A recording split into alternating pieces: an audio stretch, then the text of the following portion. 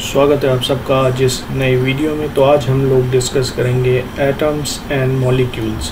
तो ये भी बहुत इंपॉर्टेंट चैप्टर है एग्ज़ाम पॉइंट ऑफ व्यू से, और हर एग्ज़ाम में इस चैप्टर से क्वेश्चन आता ही है। तो आइए शुरू करते हैं। और अगर अभी तक आपने मेरा चैनल सब्सक्राइब नहीं किया है तो कर लीजिए। मैं जब भी नेक्स्ट वीडियो डालूँगा तो आपको नोटिफिकेशन आ जाएगा। तो आइए शुरू करते हैं। Introduction.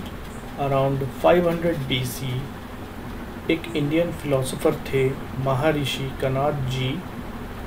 First time postulated the concept of indivisible part of matter and named it परमाणु।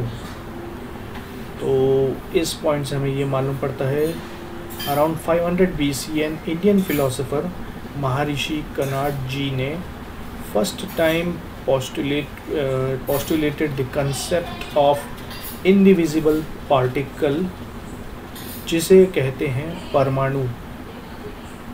आइए अब अगला पॉइंट देखते हैं। इन 1808 John Dalton used the term atom. तो 1808 में जॉन डाल्टन ने टर्म यूज़ किया atom and postulated the atomic theory to study of matter।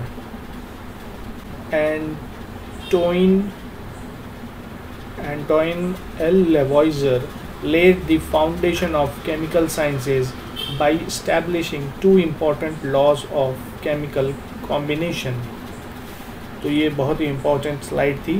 आइए अब आगे बढ़ते हैं। आइए अब देखते हैं law of conservation of mass. तो ये भी बहुत ही इम्पोर्टेंट टॉपिक है और काफ़ी एग्जाम्स में ये पूछा जाता है कि what is law of conservation of mass. तो इसका जवाब रहेगा during a chemical reaction the sum of the masses of the reactants and products remain unchanged. This is known as the law of conservation of mass. तो अगर easy words में कहूँ तो जब एक रिएक्शन हो रहा होता है जो sum of masses of the reactants and products remain unchanged, मतलब कि जहाँ पे अगर हम देखें जो रिएक्टेंट है, मान लीजिए अगर वो 100 ग्राम रिएक्टेंट है तो जो प्रोडक्ट है वो भी 100 ग्राम ही बनेगा। मतलब कि जैसे रिएक्टेंट्स में अगर कोई दो एलिमेंट्स हैं जो रिएक्ट कर रहे हैं और मान लीजिए 50-50 ग्राम उनका वेट है, तो जो फाइनल प्रोडक्ट बनेगा उसका जो वेट रहेगा वो 100 ग्राम रहेगा। मतलब कि जितना रिएक्टेंट्स रहेंगे उतना ही वेट में प्रोडक्ट रहेगा। तो उम्मीद करता हूँ ये स्लाइड भी बहुत अच्छी लगी होगी आपको। आइए अब आगे देखते हैं। तो आइए आगे देखते हैं law of constant proportions. This law was stated by Proust as in a chemical substance the elements are always present in definite proportions by mass. This law is also known as the law of definite proportions. So here what we learn is that this law was stated by Prost, और इसका मतलब ये है कि in a chemical substance the elements are always present in definite proportion by mass. This law is also known as law of definite proportion. आइए अब आगे देखते हैं Dalton's atomic theory. All matter is made of very tiny particles called atoms, which participate in chemical reactions. Atoms are indivisible particles which cannot be created nor destroyed in a chemical reaction. Atoms of a given element are identical in mass and chemical properties. Atoms of different elements have different masses and chemical properties. To form a compound, atoms are combined in the ratio of small whole numbers. In a given compound, the relative number and kinds of atoms are constant. तो ये भी बहुत important slide है। आइए आगे देखते हैं। An atom is the smallest particle of an element that can take part in a chemical reaction. Atomic radius is measured in nanometers. Hydrogen atom is smallest atom of all. Atomic radius of hydrogen atom is 0.037 into 10 to the power of -9. यहाँ पे जो 10-9 दिख रहा है आपको, वो 10-9 नहीं है, असल में वो एक्सपोनेंट फॉर्म में लिखा है 10 टू द पावर ऑफ -9। तो आप लोग उसको जब आप नोट करेंगे तो उसको लिख लीजिएगा 10 टू द पावर ऑफ -9। ये अब आगे देखते हैं, कुछ एग्जांपल्स हैं, जैसे 10 टू द पावर ऑफ -10, तो ये होता है एटम ऑफ हाइड्रोजन का रेडियस। आप देखते हैं 10 टू द पावर ऑफ -9, तो ये होता है मॉलिक्यूल ऑफ वाटर का। आगे देखते हैं 10 टू द पावर ऑफ -8, तो ये होता है मॉलिक्यूल ऑफ हेमोग्लोबिन। फिर है 10 टू द पावर ऑफ -4, तो ये होता है grain of sand.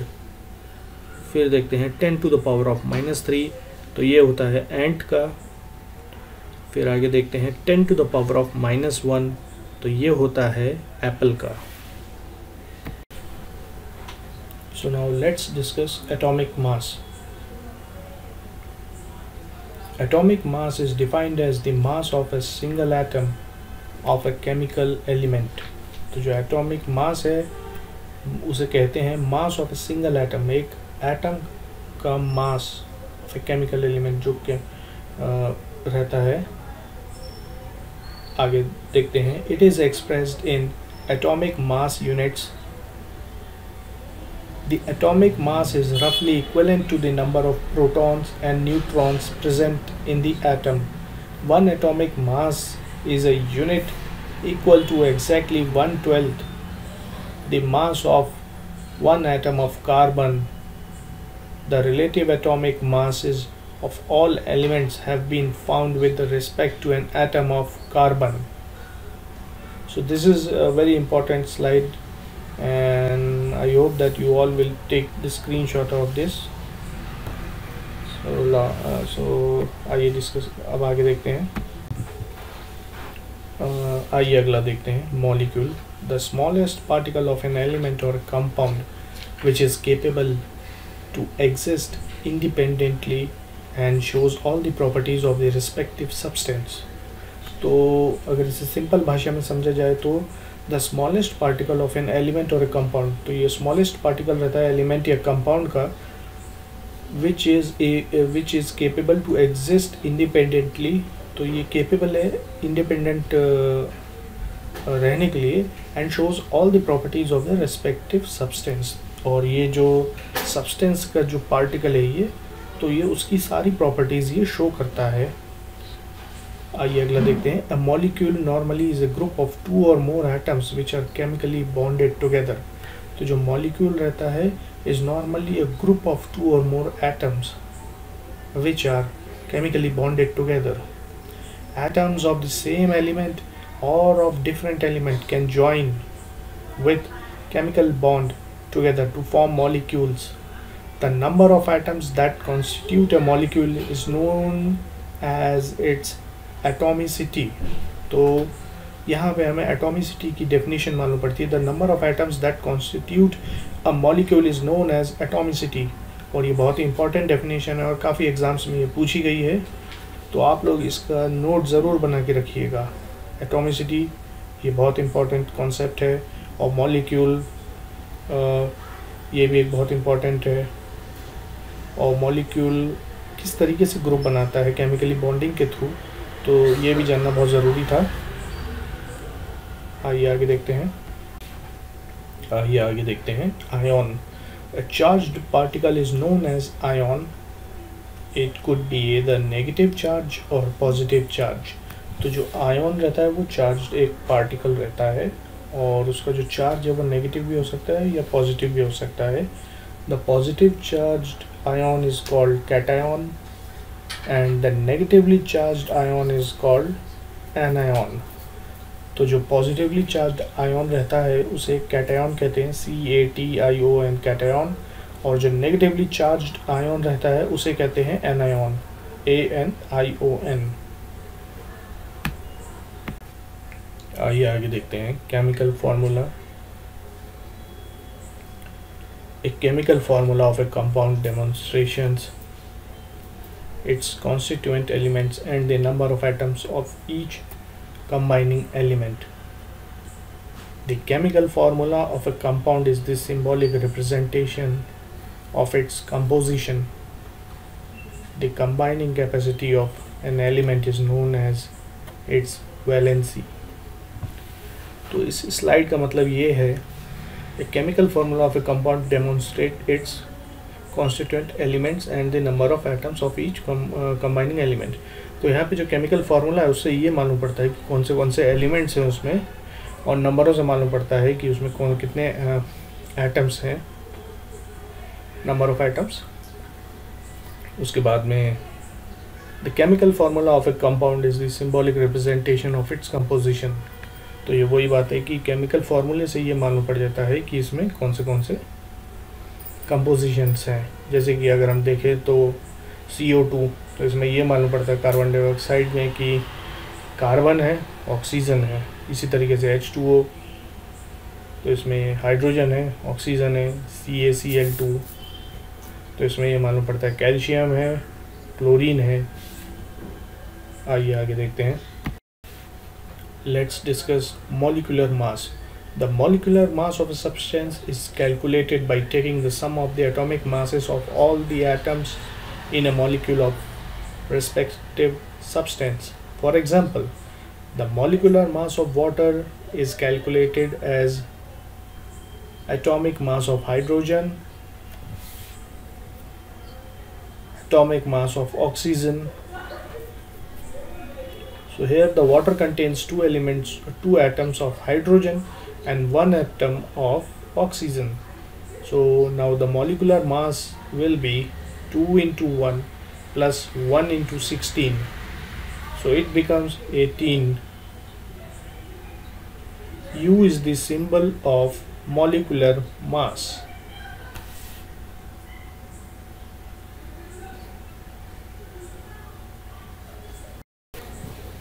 Let's discuss formula unit mass. The formula unit mass of a substance is calculated by taking the sum of the atomic masses of all atoms in a formula unit of a compound.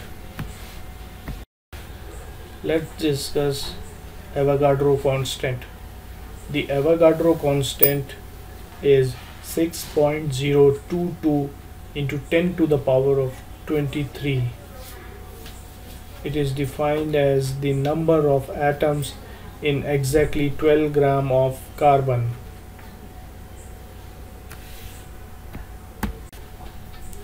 Now let's discuss structure of an atom.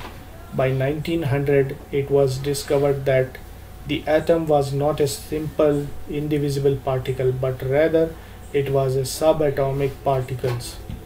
तो 1900 में ये discover हुआ कि atom जो है was not a simple indivisible particle, ये कोई साधारण इंडिविजिबल पार्टिकल नहीं है, बट रेदर इट कंटेन्स सब atomic particles. J.J. Thomson discovered the subatomic particle, namely electron। तो J.J. Thomson ने डिस्कवर किया सब atomic particle electron. J.J. Thomson was the first one to propose a model for the structure of an atom। तो जो J.J. Thomson थे उन्होंने सबसे पहले प्रपोज किया एक model for the structure of an atom. In 1886 E. Goldstein discovered the presence of a new radiations in a gas discharge and named them canal rays. Another positively charged subatomic particle was discovered with experiment of canal rays and named it proton। तो ये भी बहुत important point है और काफ़ी एग्जामों में ये पूछा जाता है। गोल्डस्टेन के बारे में, J.J. थॉमसन के बारे में। आइए आगे देखते हैं। अब आगे देखते हैं Thomson's model of an atom. An atom consists of a positively charged sphere and the electrons are embedded in it. The negative and positive charges are equal in magnitude, so the atoms as a whole is electrically neutral. आइए discuss करते हैं Rutherford का atomic model. E. Rutherford is popularly known as the father of nuclear physics. Rutherford is largely known for his work on radioactivity and the discovery of nucleus of an atom with gold foil experiment. तो ये बहुत important point है, काफ़ी exam में पूछा जाता है कि जो न्यूक्लियस है उसको किसने डिस्कवर किया था. तो इसका जवाब है रुदरफोर्ड. और वो कौन सा एक्सपेरिमेंट था? तो वो एक्सपेरिमेंट था gold foil experiment. Rutherford's model of the atom proposed that a very tiny nucleus is present inside the atom and electrons revolve around this nucleus. तो रुदरफोर्ड ने ये ऑब्जर्व किया और ये बताया कि एक एटम रहता है, उसमें न्यूक्लियस रहता है और उसके आसपास जो है एटम्स चक्कर लगाते रहते हैं और इलेक्ट्रॉन्स जो हैं चक्कर लगाते रहते हैं न्यूक्लियस के. The stability of the atom could not be explained by this model. तो जो स्टेबिलिटी थी एटम की वो इस मॉडल के द्वारा बताई ना जा सकी. आइए आगे बढ़ते हैं. According to this model, the atom contains large empty space. There is a positively charged mass at the center of the atom known as nucleus. The size of the nucleus of an atom is very small compared to the size of an atom.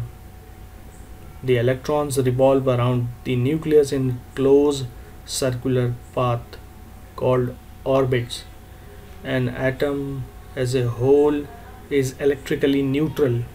The number of protons and electrons in an atom are equal. आइए अब discuss करते हैं Bohr's model of an atom. Niles bore model of the atom was more successful. He proposed that electrons are distributed in different shells with discrete energy around the nucleus. If the atomic shells are complete, the atom will be stable and less reactive. In order to overcome the objections raised against Rutherford's model of the atom, Niels Bohr Thomson put forward the following postulates about the model of an atom. तो जो पहला postulate है वो है only certain special orbits are known as discrete orbit of electrons are allowed inside the atom. While revolving in discrete orbits, the electrons do not radiate energy. These orbits or shells are called energy levels. आइए discuss करते हैं neutrons. J Chadwick discovered the neutrons. Neutrons are present in the nucleus of all atoms except hydrogen. तो ये भी बहुत important point है कि neutrons are present in the nucleus of all atoms except hydrogen. Hydrogen में neutron नहीं होते. Mass of an atom equal to the sum of masses of protons and neutrons present in the nucleus. तो ये भी बहुत important point है. Electrons distributed in different orbits, that is shells. आइए देखते हैं. Distribution of electrons in different orbits of an atom was suggested by Bohr and Bury. Next point है maximum number of electrons present in a shell is given by the formula that is 2n2, where n is equal to 1, 2, 3, 4 and so on. Next point है the orbits or shells are represented by the letter K, L, M, N and so on. The maximum number of electrons that can be accommodated in the outermost orbit is 8. Electrons are not accommodated in a given shell unless the inner shells are filled, that is the shells are filled in a stepwise manner. जैसे कि अगर हम लोग देखेंगे तो जो configuration रहती है, फॉर एग्जांपल 2, 8, 8 ऐसे रहती है, सबसे वाले में 2, उसके बाद में फिर 8 8 8 ऐसे कॉन्फ़िगरेशन रहती है। ये एक एग्जांपल था। आइए आगे बढ़ते हैं। आइए अब डिस्कस करते हैं valence electrons. Electrons present in the outermost shell of an atom are known as the valence electrons. The elements with the same number of electrons in the valence shell show similar properties, and those with different number of valence electrons show different chemical properties. Elements which have 1 or 2 or 3 valence electrons except hydrogen are metals. तो ये बहुत important point है। Elements जिनके valence electron 1, 2 या 3 हों accept hydrogen, तो वो सब मेटल्स हैं। और elements with 4 to 7 electrons in their valence shell are non metals. तो ये भी बहुत इम्पोर्टेंट पॉइंट था। आइए आगे बढ़ें। आइए अब आगे देखते हैं valency. Valency of an element is the combining capacity of the element with other elements and is equal to the number of electrons that take part in a chemical reaction. तो जो वैलेंसी रहती है of an element वो रहती है combining capacity of the element with other elements and is equal to number of electrons that take part in chemical reaction. आगे देखते हैं valency of the elements having valence electrons 1, 2, 3, 4 is 1, 2, 3, 4 respectively. Valency of an element with 5, 6, 7 valence electrons is 3, 2, 1 respectively, because 8 is the number of electrons required by an element to attain stable electronic configuration. Elements having completely filled outermost shell show 0 valency. तो जो maximum आ सकते हैं outer most shell में elements, वो आ सकते हैं 8 जो हैं सबसे ज़्यादा इलेक्ट्रॉन्स हैं जो कि एक ऑर्बिट के शेल में आ सकता है। और जब 8 कंप्लीट हो जाएगा तब वो एक स्टेबल हो जाएगा, और जब वो स्टेबल हो जाएगा तो वो कोई वैलेंसी शो नहीं करेगा। आइए आगे बढ़ते हैं। आइए देखते हैं एटॉमिक नंबर को। Atomic number of an element is the same as the number of protons in the nucleus of its atom. Atomic number is denoted by Z. Protons and neutrons collectively are known as nucleons. तो ये भी काफ़ी important definition है। आइए discuss करते हैं next mass number. Mass number of an atom is equal to the number of protons and neutrons in a nucleus. आइए आगे देखते हैं। Let's discuss isotopes. 2 or more forms of an element having the same atomic number but different mass number are called isotopes. For example, hydrogen atom has 3 isotopes, namely protium, deuterium, and tritium. The chemical properties of isotopes of an atom are similar, but their physical properties are different. Applications: an isotope of uranium is used as a fuel in nuclear reactors. An isotope of cobalt is used in the treatment of cancer. An isotope of iodine is used in the treatment of goiter. So ये slide भी बहुत important है, आप चाहें तो इसका screenshot ले सकते हैं। आइए आगे बढ़ते हैं। आइए अब डिस्कस करते हैं isobars. Atoms of different elements having the same mass number but different atomic number are called isobars. For example, calcium's atomic number is 20 and argon's atomic number is 18. Further, the number of electrons in these atoms is different, but the mass number of both these elements is 40. तो ये भी बहुत important slide है। आइए अब आगे देखते हैं isotones. Atoms of different elements having the same number of neutrons but different atomic number and different mass number are called isotones. तो ये भी बहुत इम्पॉर्टेंट स्लाइड है। तो मैंने इस वीडियो में कोशिश करी है कि जो भी इम्पॉर्टेंट है इस चैप्टर से फॉर ऑल द एग्ज़ाम्स, मैंने कोशिश करी है कि उसको कंप्लीट करूं। और कोई भी अगर आपको डाउट हो तो कमेंट सेक्शन में ज़रूर लिखिएगा। उम्मीद करता हूं आपको वीडियो अच्छी लगी होगी। धन्यवाद।